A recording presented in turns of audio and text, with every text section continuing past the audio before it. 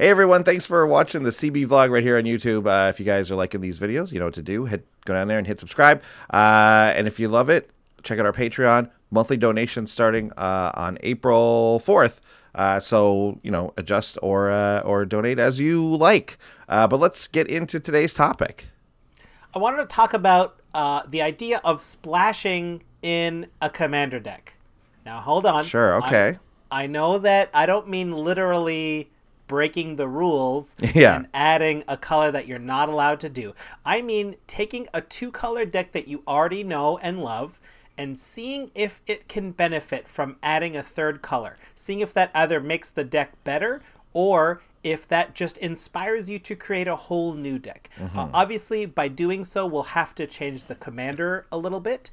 But what I want to be clear, I don't mean just fully going three colors, like an even split. I just mean you like a little bit of extra support from a third color, and of course we have to change the commander with it. But that's what I mean by a splash. Right. Okay. So whenever it seems like whenever I like think of doing this for a deck, it ends up that I do just end up going with a split. So what are like the pros of just sticking to the splash? You know what I mean? Sure. Like what's the upside of going with of keeping it just to a splash, you know? So presumably, if we've got a two-color deck we're going to assume that our two-color deck is like fairly good at what it does. But there's definitely a couple of weaknesses. There's going to be a couple of holes, and that is what the color pie is good for, right? Right. And every color pair isn't supposed to be able to be perfect at everything. So we're going to use these splash just to shore up those weaknesses, just to get a little bit of extra reach into the color pie, as it were.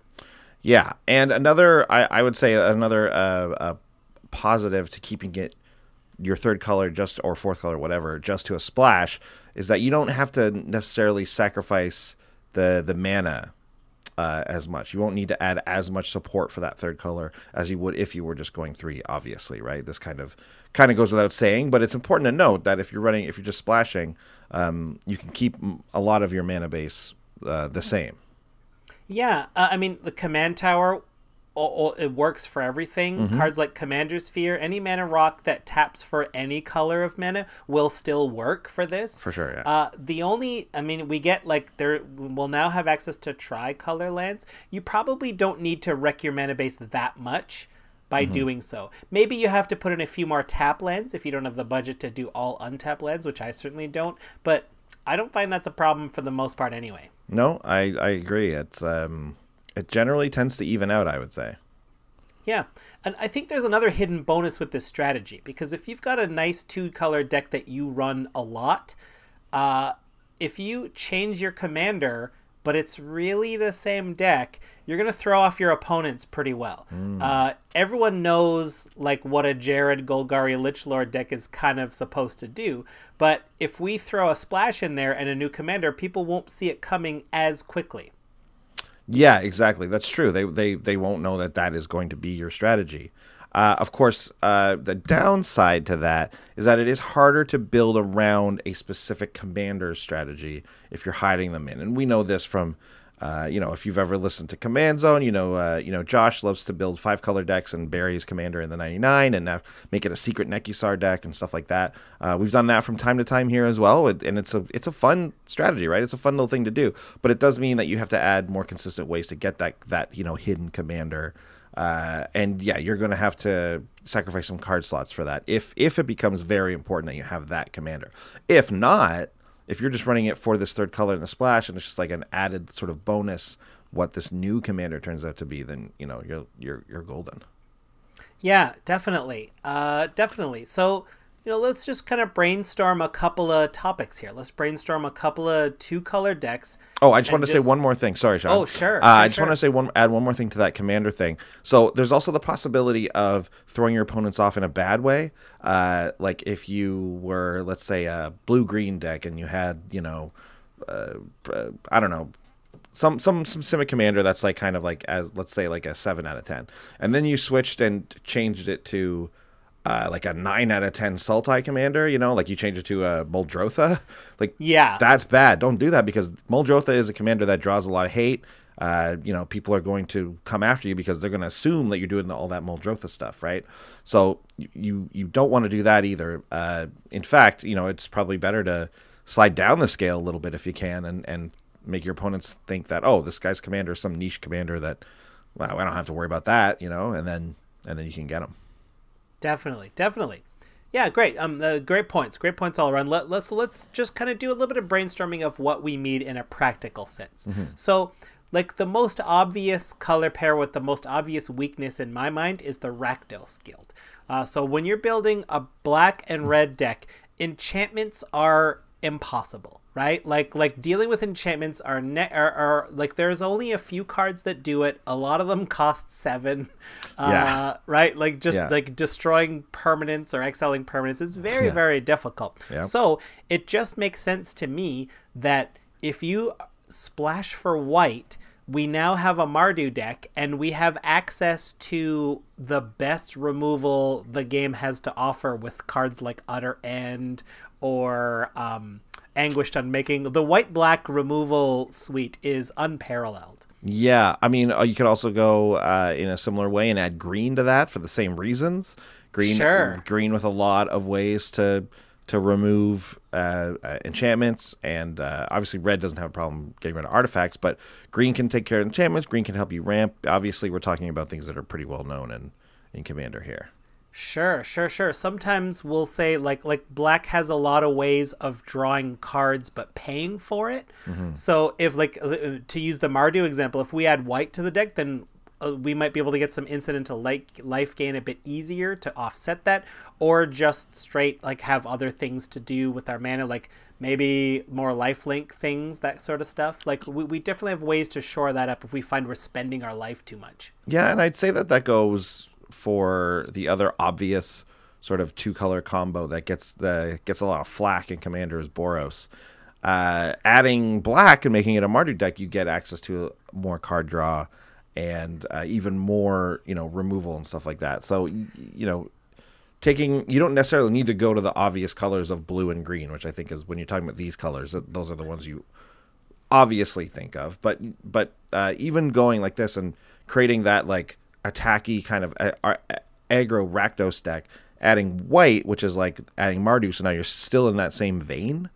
You know what I mean? You're not changing your strategy. There's probably a commander that fits that same Rakdos ideal that you had going for in your original deck. You can probably find a Mardu commander that does that. So, yeah, staying in the same vein while also gaining those advantages is pretty sweet. Yeah, if I like attacking a lot, like if I'm a Rakdos or Boros attacking deck, I don't mind becoming Mardu and maybe going with Alesha. I think that's pretty good.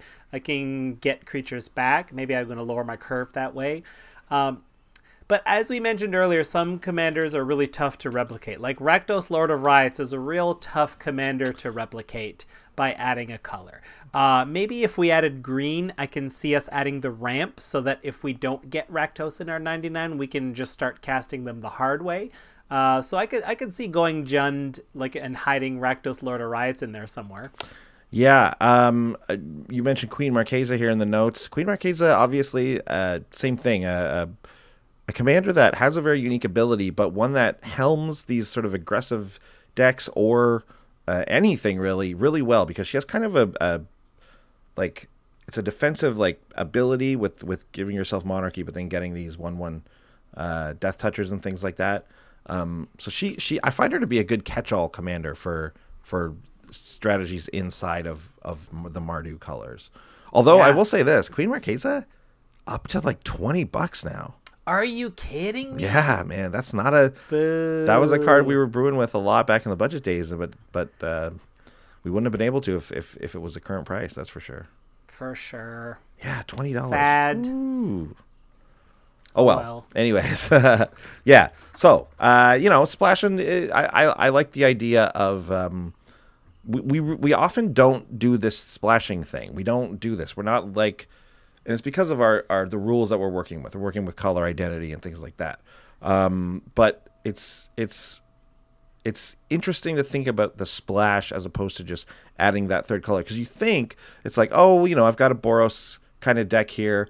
So I want to shore up some of the weaknesses. So I'm going to add blue for a little bit of card draw and some like, counter spells are always very helpful, right? Especially if you're running like a creature heavy deck, you want to be able to counter spell those board wipes, when your board's looking good.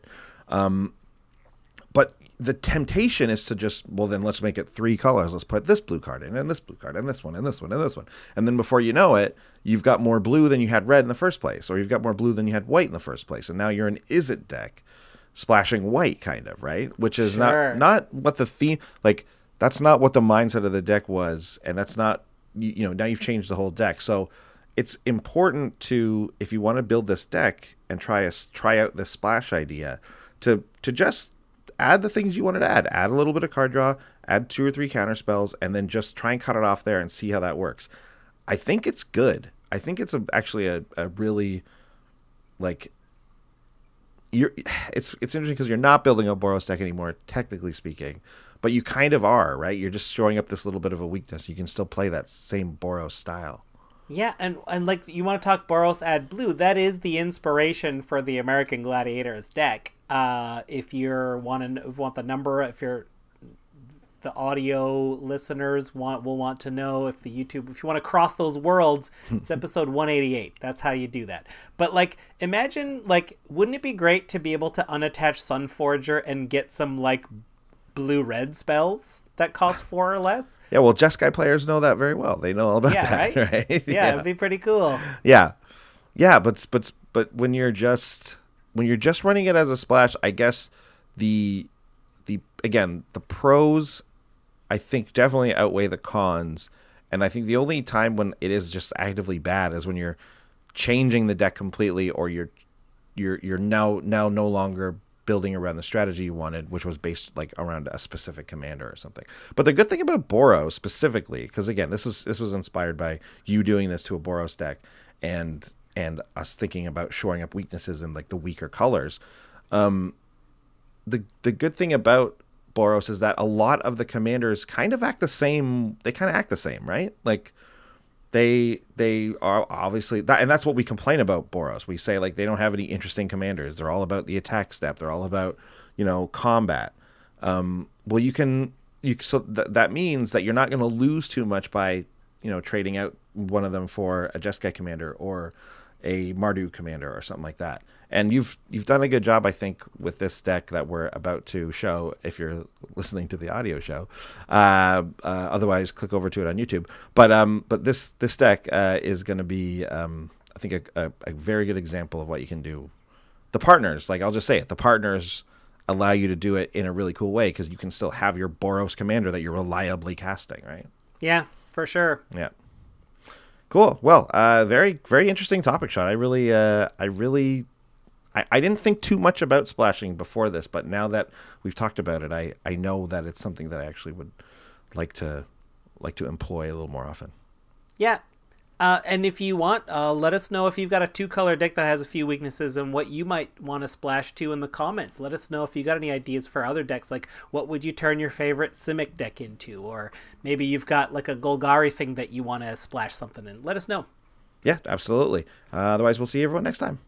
Big thanks to all our patrons who make these episodes possible. Yeah, and if you want to check out more comedy videos, check out our Brews News playlist. Make sure you follow us on Twitch TV to see when we play live. If you want to chat with us, head over to Twitter. We're at Commanders Brew. And please hit subscribe to ding the bell and find out when we got new stuff coming out. See you next time. Bye.